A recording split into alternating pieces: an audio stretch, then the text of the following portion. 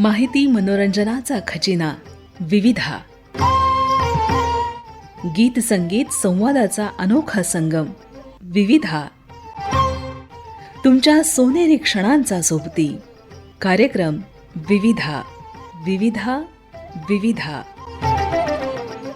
श्रोतेहो, आजच्या नमस्कार अमरावती या कार्यक्रमात ऐकूया राष्ट्रसंत तुकडोजी महाराज यांच्या सामाजिक कार्याबद्दल भास्करराव भटकर यांच्याशी संजय ठाकरे यांनी केलेली बातचीत.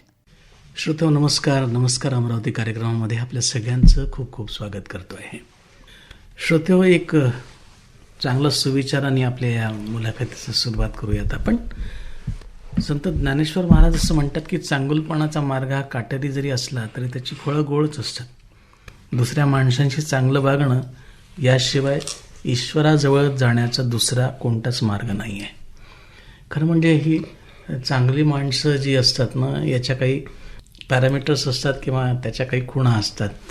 तर अशा खुणा झालेल्या जे माणसं असतात किंवा असे जे माणसं राहतात त्यांना आपल्या समाजव्यवस्थेमध्ये वेगवेगळे पुरस्कार त्यांना देऊन आपण त्यांना सन्मानित करत असतो आणि एक दीपस्तंभासारखं काम ही माणसं करत असतात.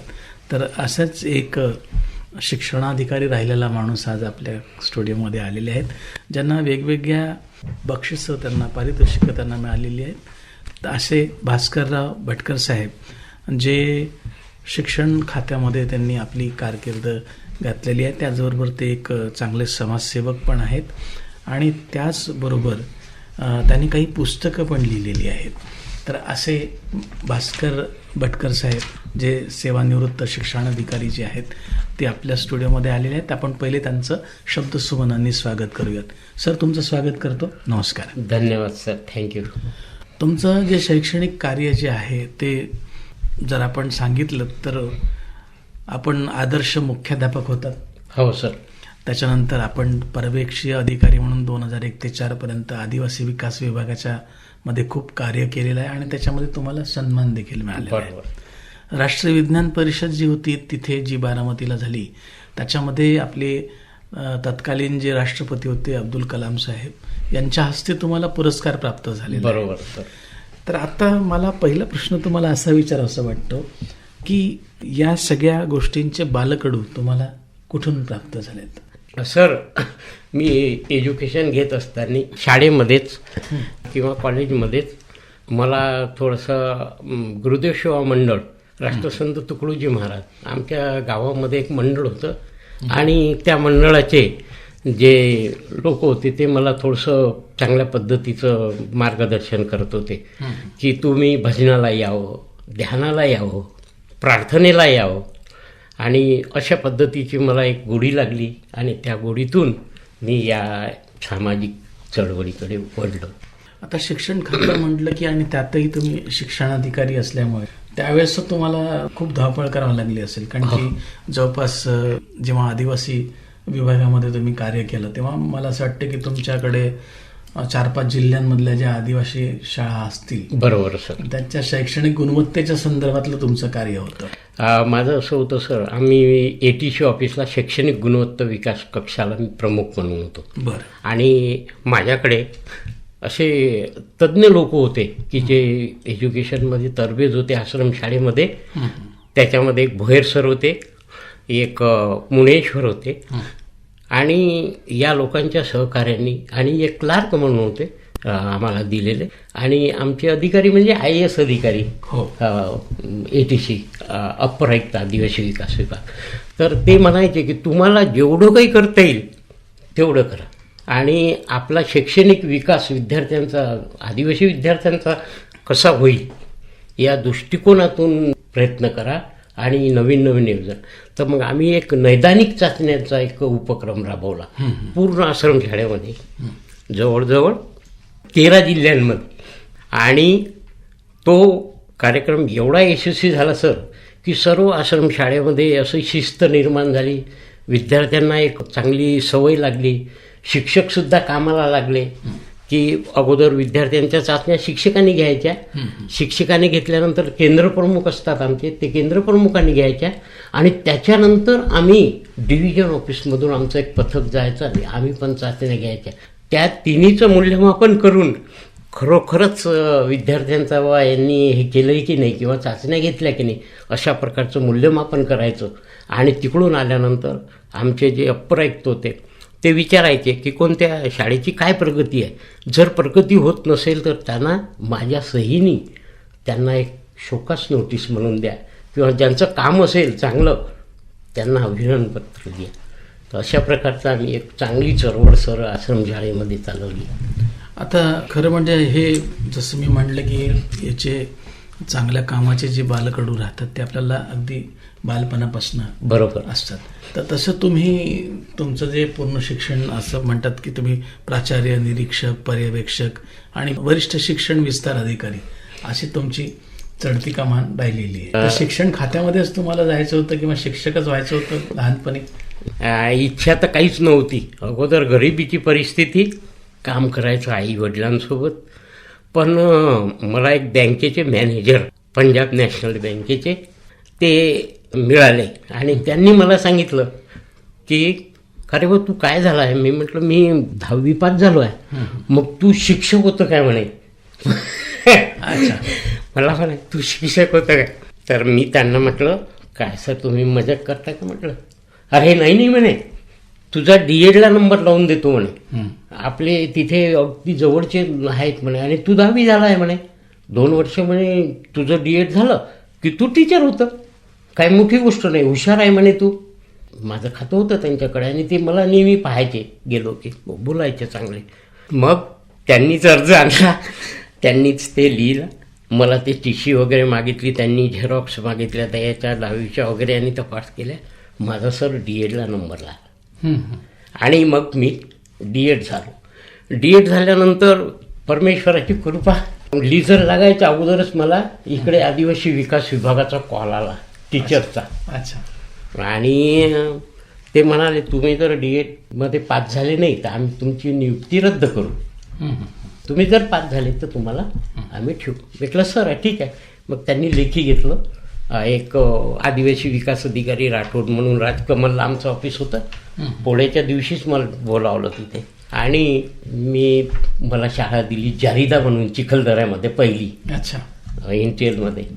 आणि तिथं सर रुजू झालो आणि तेव्हापासून माझा असा हा शिक्षकांचा प्रवास सुरू झाला. आता आपण या मुलाखतीमध्ये आपला प्रवास पण आपण असाच बातचितीचा सुरू ठेवणार आहोत. आपण एक सुंदरसं गीत आपल्या सगळ्या श्रोत्यांना ऐकूयात. तर तुमच्या आवडीचं एखादं गीत तुम्ही सांगा. साने गुरुजीचं गीत सर. बरं. जगाला प्रेम अर्पावे. खरा तो एकची धर्म, खरा तो जगाला एकची. प्रेम अर्पावे. श्रोते, आपण बातचीत करतो आहोत सेवानिवृत्त शिक्षणाधिकारी भास्करराव भटकर साहेबांशी आणि हे गीत आता ऐकूयात आणि नंतर पुन्हा त्यांच्याशी ही जी बातचीत आहे ती कंटिन्यू ठेवणार आहोत आपण. श्रोते, आपण भास्करराव भटकर साहेबांशी बातचीत करतो आहोत आणि त्यांचं शैक्षणिक कार्य, सामाजिक कार्य याविषयी ही बातचीत आहे. तुम्ही राष्ट्रसंत तुकडोजी महाराजांचे प्रचारक म्हणून 2011पासून तुम्ही याच्यामध्ये काम करता आहात आणि ग्रामगीताचार्य परीक्षेचे पण तुम्ही अभ्यासक आहात. बरोबर. जीवन विकास जी परीक्षा असते त्याचा कार्यक्रम राबवणे पण तुम्ही ते करता. ग्रामजयंती प्रसंगी जे गरीब बंधू भगिनी असतात त्यांना वेगवेगळ्या प्रकारची मदत करतात. त्याच्यामध्ये शिलाई वाटप असेल किंवा आणखी वेगवेगळ्या पद्धतीच्या. तर वेगवेगळ्या ठिकाणी काही प्रबोधन पण तुम्ही करता, काही प्रवचनं पण तुम्ही त्याच्यामध्ये पण तुम्ही बरोबर सर. वक्ते म्हणून जाता. हो. तर मग त्याविषयी थोडंसं या समाजामध्ये एक जाणीव जागृती निर्माण व्हावी म्हणून जेव्हा हे तुम्ही कार्य करता तेव्हा तुम्हाला कसा प्रतिसाद मिळतो त्याचा? सर प्रतिसाद तर एकदम चांगला मिळतो. कसं असते, समाजाला समाजात माणूस म्हणून जगण्यासाठी सत्संग, सदविचार आणि सत्कर्मांची नितांत गरज आहे. हो. आणि त्याचाच आता अभाव आहे. हो.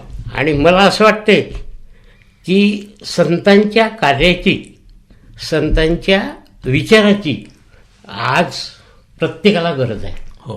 प्रत्येकाची मानसिकता अशी झालेली आहे की त्याला सत्संग घडतच नाही. मग हा घडला पाहिजे. एक चांगले विचार त्यांच्यापर्यंत गेले पाहिजे. हो.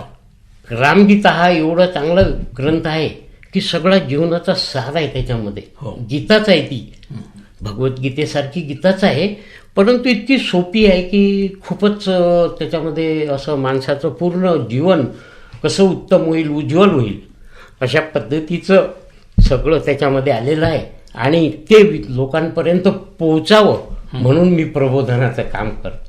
तर त्याच्यात त्याला तुम्हाला उत्कृष्ट असा प्रतिसाद मिळतो. भरपूर. आणि मला कार्यक्रमावर कार्यक्रम लागून असतात. अच्छा.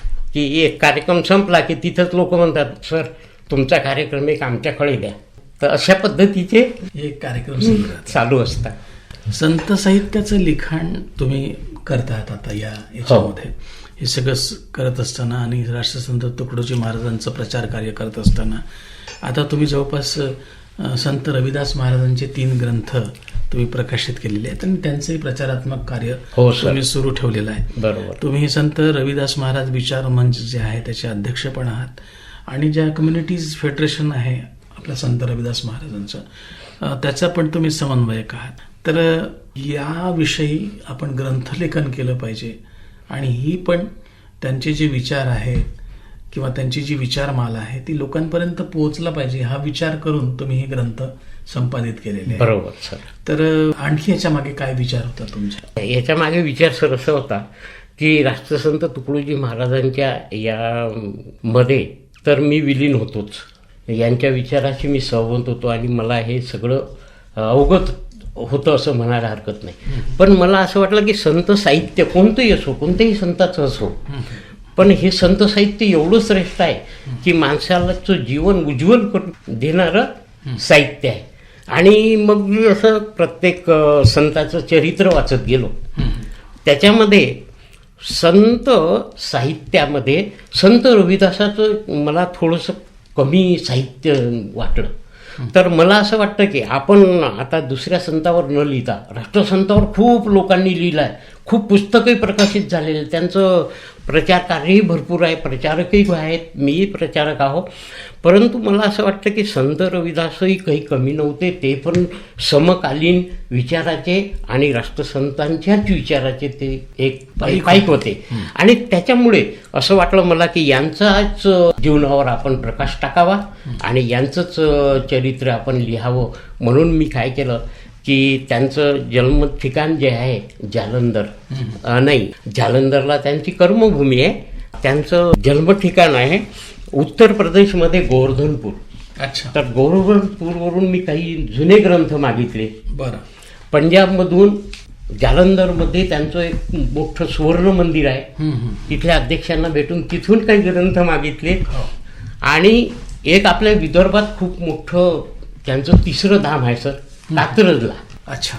तर तिथे वाघमारे सर म्हणून धर्मगुरू आहेत, त्यांच्याकडे गेलो, त्यांच्याकडूनही मार्गदर्शन घेतलं. त्यांनी पण खूप मला काही बरेचसे पुस्तकं प्रकाशित झालेले दिले आणि निश्चित तुम्ही पुस्तकं लिहा म्हणे चांगले आणि हे खूप चांगलं काम करत आहे अशी त्यांनी मला काही, मी त्यांना माझं लिखाण दाखवलं, ते म्हणे खूप चांगलं लिहिता म्हणे तुम्ही, तर हे पण लिहा म्हणे तुम्ही, अशी मला प्रेरणा मिळाली. आणि तेव्हापासून मग मी हे संताचं साहित्य लिहायला सुरुवात केली. खरं म्हणजे हिंदीमध्ये त्यांना आपण रैदास म्हणतो आणि अनेक पंजाबी मध्ये पण त्यांचं साहित्य आहे, बंगालीमध्ये आहे, राजस्थानीमध्ये आहे. बरोबर. आणि त्यांचे समकालीन जे संत आहेत संत कबीर आणि संत गुरु नानक, बरोबर, यांचं एक सगळ्यात महत्त्वाचं आणि तुमच्या त्या लिखाणामधनं जे मला व्यस्त आलं त्याच्यामध्ये तुम्ही जे लिहिलेलं आहे त्यांचं कार्य आणि विचार, त्याच्यामध्ये त्यांचं जातीयता जे निर्मूलन आहे त्याच्या संदर्भात त्यांचं मोठं कार्य आहे. त्यांचे दोहे, गुरुवाणी, रविदासी पंथ, निर्गुण परंपरेचं नेतृत्व, अमृतवाणी, क्रांतिविचार, धर्मनिरपेक्षता, या सगळ्या विचारांचं या तुमच्या पुस्तकामध्ये तुम्ही संपादन केलेलं आहे. आणि खरं म्हणजे तुमचं हे पुस्तक वाचल्यानंतर असं लक्षात येतं की जीवनाचं साफल्य मानवजातीचं कल्याण हेच आहे. आणि त्याच पद्धतीने तुम्ही तुमच्या पण उत्तरायणामध्ये तुम्ही आता समाज व्यवस्थेमध्ये जाऊन त्या व्यवस्थेमध्ये जी काही कमतरता तुम्हाला दिसते, भासते, त्याच्यासाठी तुमचं सतत कार्य चालू राहते. आणि त्यांचं एक फार सुंदर असं मला असं वाटते एक दोहा आपण म्हणूयात, ऐसा चाहू राज मैं जहां मिले सेवन को अन्न, छोटा बडो सब सम बसे रविदास रहे प्रसन्न. तर हे खूप सुंदर असं पुस्तक तुम्ही खरं म्हणजे आमच्या सगळ्यांसाठी उपलब्ध करून दिलेलं आहे. आणि ग्रामस्वच्छता असेल किंवा त्या पद्धतीचं जे कार्य आहे त्याच्यामध्ये पण तुम्ही खूप समरसून भाग घेता. स्वच्छतेचा संदेश देण्यासाठी पण तुम्ही कशा पद्धतीने प्रयत्नशील आहात? एक अभिमानाची गोष्ट सांगावीची वाटते मला, की माझ्या जीवनामध्ये स्वच्छतेला खूप महत्त्व आहे. एवढंच नाही तर सकाळी उठल्या मी माझ्या घरचे स्वतः सगळी कामं करतो. हो. इवन घराची स्वच्छता, हो. पाणी टाकणे झाडांना, स्वतःचे कपडे स्वतः धुणे, आंघोळ स्वतः थंड पाण्याने करणे, 12 महिने कोण आला तळाशी आणि त्याच्यामध्ये मला खूप आनंद वाटतो. आणि माझ्याकडे येणारा माणूस पहिल्यांदा मला फक्त एकच गोष्ट म्हणते की वा काय स्वच्छता, काय नीटनेटकेपणा. आणि ही सवय मला सुरुवातीपासूनच आहे. एक माझं छोटंसं घर होतं तेव्हापासूनही मला सवय. आता परमेश्वरानं खूप मोठा बंगला दिला, हो. त्याच्यामुळे काही असं हे नाही, खूप काही आहे. माझा मुलगा डॉक्टर आहे, MD आहे, मुलगी क्लास 1 अधिकारी आहे. सगळं परमेश्वरानं गुरुदेव कृपेनं, आणि त्याच्यामुळे हे करण्यामध्ये खूप आनंद वाटतो. जाता आपण अशी ठावे ते इतिरा द्यावे, बरोबर, अशा पद्धतीची आता तुमची वृत्ती. अगदी बरोबर. आणि संत तुकाराम महाराज म्हणतात तसं आता उरलो उपकारा येतो का. बरोबर बरोबर, तो अगदी का आकाश बरोबर, आहे एवढा. अगदी बरोबर. तर अशा पद्धतीचं कार्य हे जे तुमचं चालू आहे भटकर साहेब, तर तुम्ही आता हे एवढं जे सगळं कार्य तुम्ही करता आहात, तर शेवटी तुम्ही सगळ्यांना काय आव्हान करणार आहात? सर, मी असं म्हणतो की माणसाच्या जीवनाची उन्नती करायची असेल, प्रगती करायची असेल, आणि सगळं माणसाचं जे मानव जीवन आहे ना ते सक्सेसफुल करायचं असेल ना, तर मला असं वाटते की संताचं साहित्य हे प्रत्येकाने वाचलं पाहिजे, सत्संगात गेलं पाहिजे, आणि वाचूनही नाही तर ते अंगीकारलं पाहिजे. राष्ट्रसंतांनी एक चांगला संदेश दिलेला, ना हम रहे अपने लिए, ना हम रहे अपने लिए, हमको सभी से गर्ज है, गुरुदेव ये आशीष दे, जो सोचने का फर्ज. प्रत्येकाने विचार केला पाहिजे, चिंतन केलं पाहिजे, मनन केलं पाहिजे की आपलं जीवन हे आपल्यासाठीच नाही, सर्वांसाठी आहे, आणि सर्वांनाच आपली गरज आहे, आणि सर्वांची गरज आपल्याला पण आहे. आणि म्हणून प्रत्येकाने एक चांगलं मनामध्ये चिंतन मनन केलं पाहिजे की अपने आतन के चिंतन में, अपने आतन के चिंतन में हरदम जागृत रहना है. प्रत्येकानं जागृत राहिलं पाहिजे, आपल्या मनाने सधन असलं पाहिजे, समृद्ध असलं पाहिजे, प्रसन्न असलं पाहिजे, पवित्र असला पाहिजे. आणि यासाठी संतांच्या विचाराची नितांत गरज आहे असं मला वाटतं. श्रोतेहो, आज आपण ज्येष्ठ साहित्यिक आणि ज्येष्ठ प्रबोधनकार प्रचारक भास्कर भटकर साहेबांशी बातचीत केली, जे शिक्षणाधिकारी म्हणून आपल्या इथे त्यांनी बरेच वर्ष अमरावतीला सेवा दिलेली आहे आदिवासी विभागामध्ये. त्यांच्या बोलण्यातलं सार मला असं वाटतं की जीवन एक आव्हान आहे, ते स्वीकारलं पाहिजे. बरोबर. जीवन एक साहस आहे, ते धाडस केलं पाहिजे. जीवन एक दुःख आहे, ते विजय मिळवला पाहिजे. जीवन एक सौंदर्य आहे, त्याची प्रशंसा केली पाहिजे. जीवन एक ध्येय आहे, ते साध्य केलं पाहिजे. तर हे जे संत शिरोमणी गुरु रविदास जे आहेत त्यांचे जे विचार आहेत, जे तुम्ही अंगीकारले आहेत, तर भटकर साहेब, मी आपल्या स्वास्थ्याची कामना करतो, ईश्वरचरणी प्रार्थना करतो की आपण हे जे कार्य, सामाजिक कार्य इतक्या धडाडीने करतात ते असेच आपण करत राहावं. आणि आपण वेळात वेळ काढून आम्हाला जी उत्स्फूर्त अशी मुलाखत दिली त्याबद्दल मी आकाशवाणी अमरावतीतर्फे आपला खूप खूप आभारी आहे. धन्यवाद. नमस्कार. मी पण सर आपला खूप धन्यवाद देतो की माझी खरंच तुम्ही अशा एक छोट्याशा माणसाची मुलाखत घेतली आणि तुम्ही प्रसारण करत आहे त्याबद्दल आकाशवाणीचे सुद्धा मी खूप खूप अभिनंदन आणि आभार मानतो. श्रोते हो, आताच आपण राष्ट्रसंत तुकडोजी महाराज यांच्या सामाजिक कार्याबद्दल भास्करराव भटकर यांच्याशी संजय ठाकरे यांनी केलेली बातचीत ऐकलीत. या कार्यक्रमाला निर्मिती सहाय्य लाभलं होतं प्रज्ञा इंगोले यांचं, तांत्रिक सहाय्य नितीन दातिरे यांचं होतं. तर या कार्यक्रमाचे सादरकर्ते होते संजय ठाकरे. माहिती मनोरंजनाचा खजिना विविधा, गीत संगीत संवादाचा अनोखा संगम विविधा, तुमच्या सोनेरी क्षणांचा सोबती कार्यक्रम विविधा. विविधा विविधा.